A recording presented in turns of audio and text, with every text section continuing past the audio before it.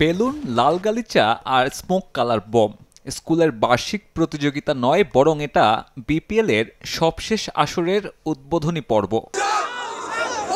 অথচ এই বিপিএলই দেশের ঘরোয়া ক্রিকেটের সবচেয়ে বড় আয়োজন। মাঠের ক্রিকেট কিংবা বিদেশি ক্রিকেটারদের উপস্থিতি যেমনই হোক না কেন, ক্রিকেট ভক্তদের উন্মাদনায় ভাটা পড়েনি কখনোই।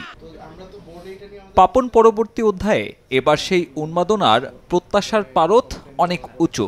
কতটুকু বাস্তবায়িত হবে নিশ্চিত নয়, তবে এবারের বিপিএল ঘিরে বেশ বড় ধরনের পরিকল্পনা নীতি নির্ধারকদের। প্রথমবারের মতো ৩ ভিন্ন ভেন্যুতে হবে ৩ উদ্বোধনী অনুষ্ঠান। পাশাপাশি এবারের মাস্কট উন্মোচনেও থাকছে আলাদা পরিকল্পনা।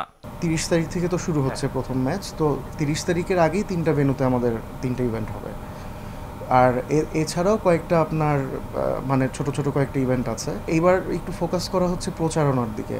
শুরুর আয়োজনের মতো ক্রিকেট মাঠেও পরিবর্তনের ছাপ ফেলতে চায় ফারুক আহমেদের বোর্ড। বেটিং সাইট কিংবা স্যারোগেট 11তম আসর হবে এসবের কলঙ্কমুক্ত।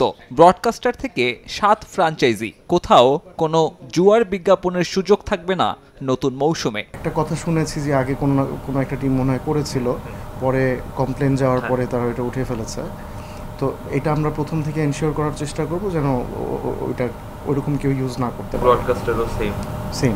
গ্যালারিতে দর্শক উপস্থিতি বাড়াতে টিকিটের মূল্য থাকবে নাগালের ভেতর। অনলাইন টিকিট সিস্টেমের কারণে কালোবাজারিদের দৌরাত্ম্যও কমবে। এখন অপেক্ষা মাঠের ক্রিকেটের। নতুন বোর্ডের অধীনে নতুন শুরুর অপেক্ষায় এই ক্রিকেট উৎসব। সাব্বির মিথুন, সময় সংবাদ, ঢাকা।